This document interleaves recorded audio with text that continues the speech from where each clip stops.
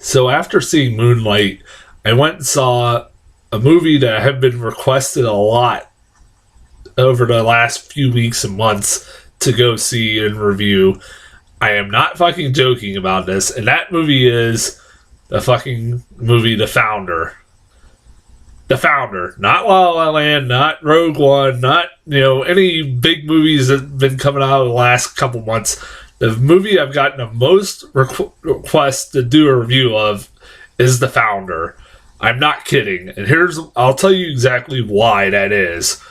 I've said this a few times in my reviews, and people that are watching this are friends of mine, family of mine, know that I have worked at McDonald's I used to work at McDonald's for 11 years almost. And for some reason, when people found out that friends of mine, family of mine, found out there was a movie about the founding of McDonald's, everybody over the last few weeks have been asking me nonstop, are you going to do a review for the movie about the founding of McDonald's? Are you going to do a review for the founding of McDonald's?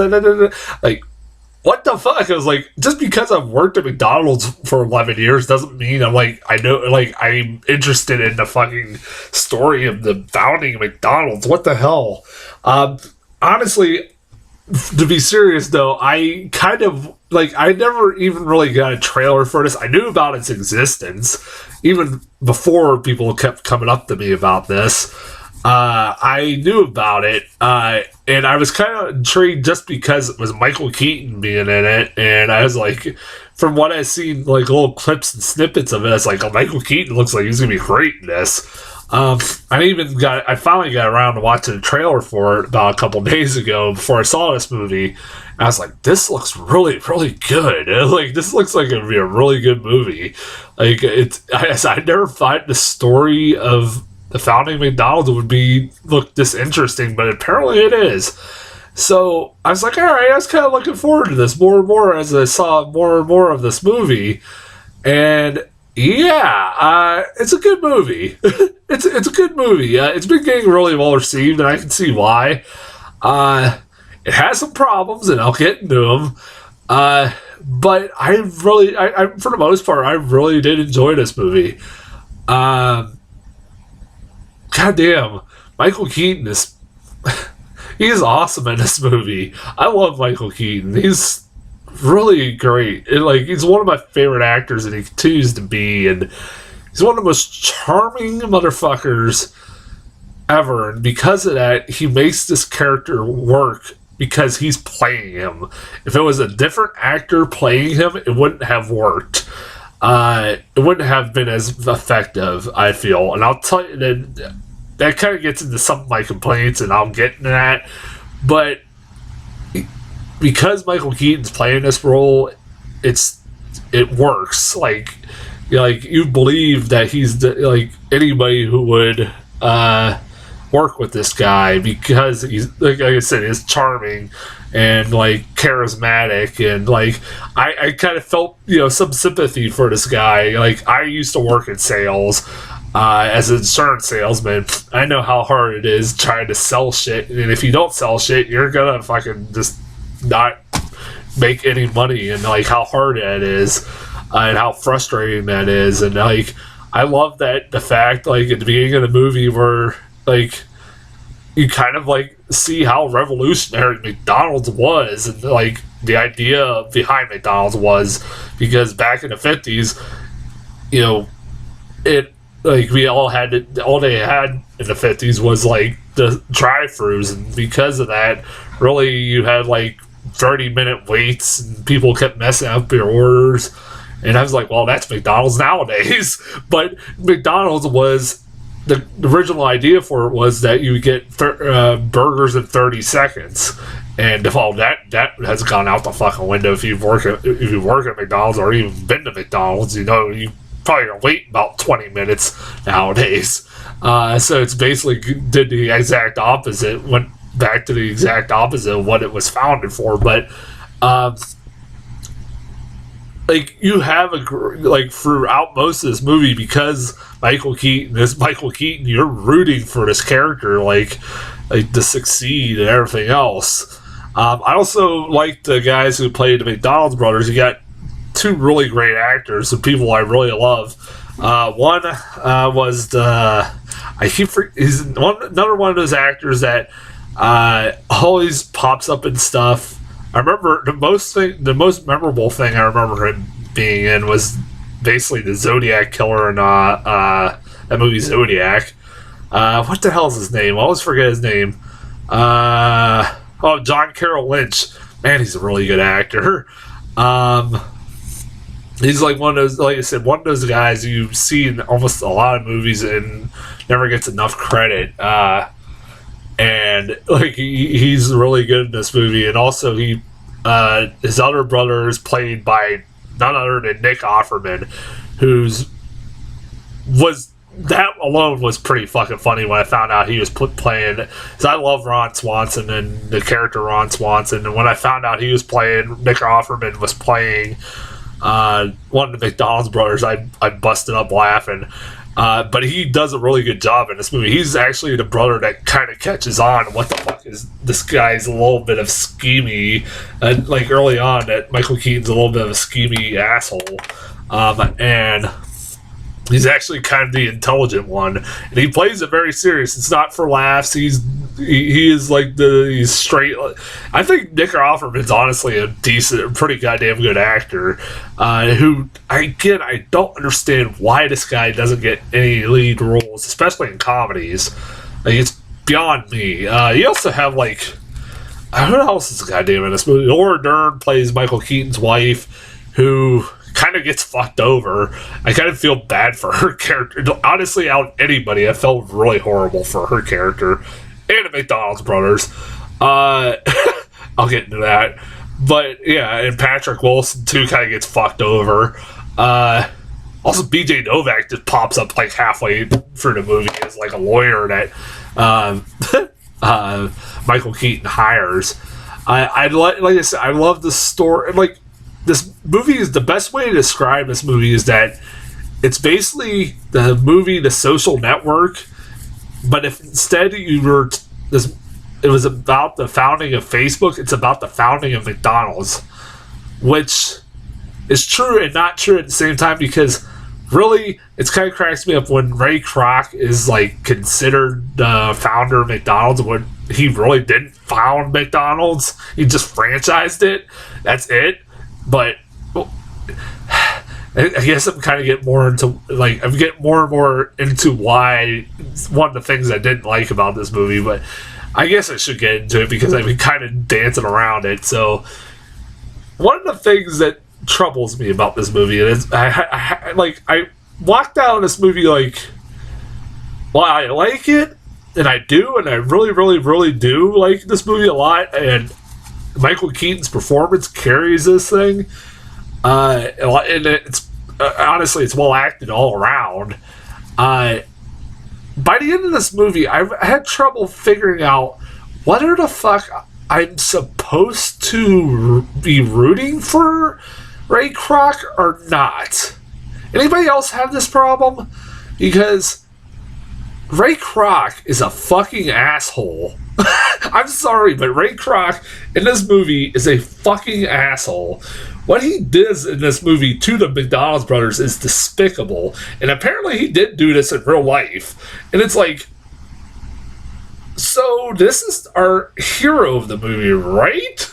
I guess? And like the way that what was playing at the end of this the end credits? A Spirit in the Sky, like this upbeat song, while they were playing like all these like epilogue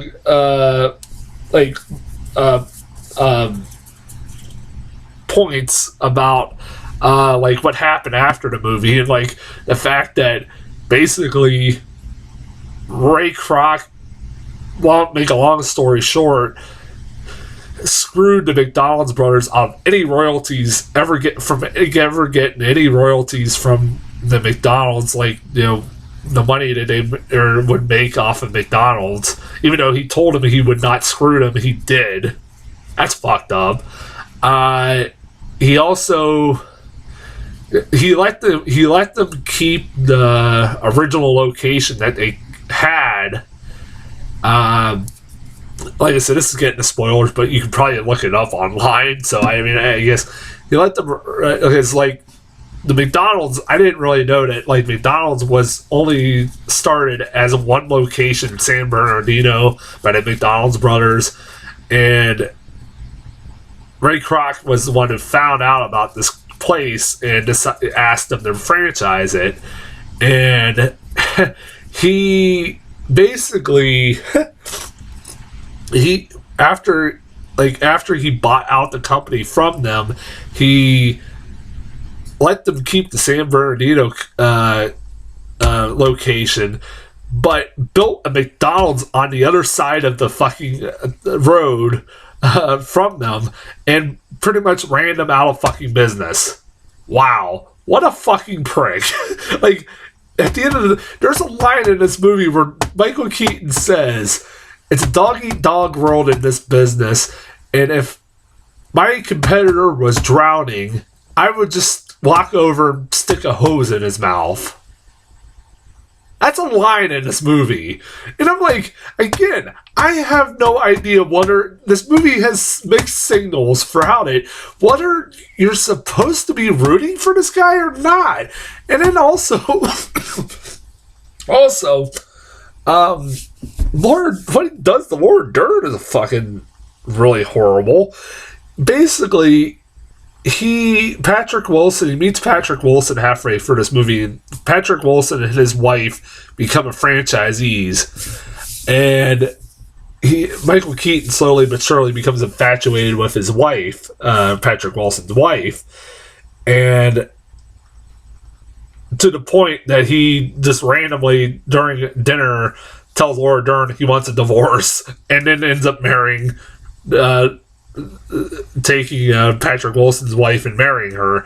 Wow, what a fucking dick. It's like, this guy is a real prick. Again, that's the problem with this movie, is that, like, again, I don't know whether or not I'm supposed to like this guy or not, because really I kind of don't by the end of this thing. But the only reason I do is because it's played by Michael Keaton. And that's about it. I kind of say that's a little bit of a flaw. I was like, but at the same time, they're like, well, honestly, by the end of The Social Network, one of the reasons why I didn't give too much shit with this movie was because I love The Social Network, and by the end of The Social Network, you realize Mark Zuckerberg is a fucking prick, and there's like no ifs, ands, buts about it. He is a prick. And there are points in that movie that they kind of call him that. But I feel like the Social Network handled that kind of subject a little bit better. I feel like, made it like a little bit, did it a little bit better. But again, I still like this movie. I do. It sounds like I'm complaining more about this movie than it is. Really well acted. It's kind of an interesting story. It is a really interesting story, but also a fucked up one. About the founding.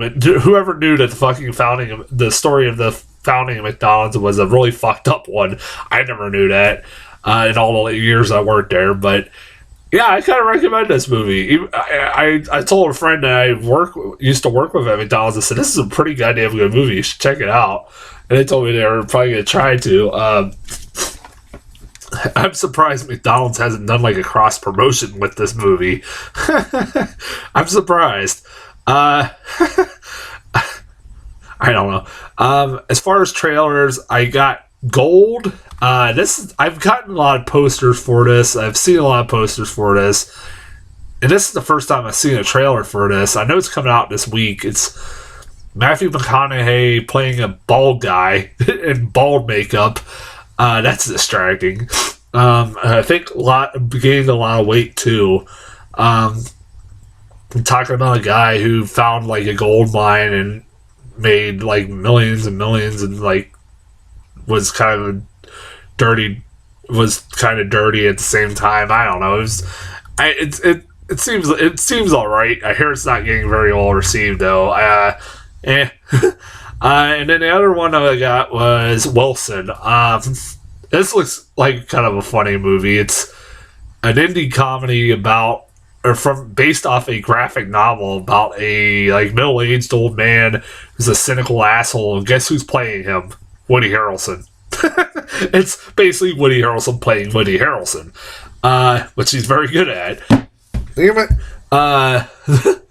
And it's like he finds out that from his ex-wife that had put a daughter up for adoption years ago, and he finds out that's his kid, and so they find this kid and going on adventures with her. It looks kind of funny, just because it's Woody Harrelson. I was like, that might be pretty good. So go see The Founder and go see Moonlight. Both very good movies. I got one more review to do, and I'll be back here in a few minutes with that one.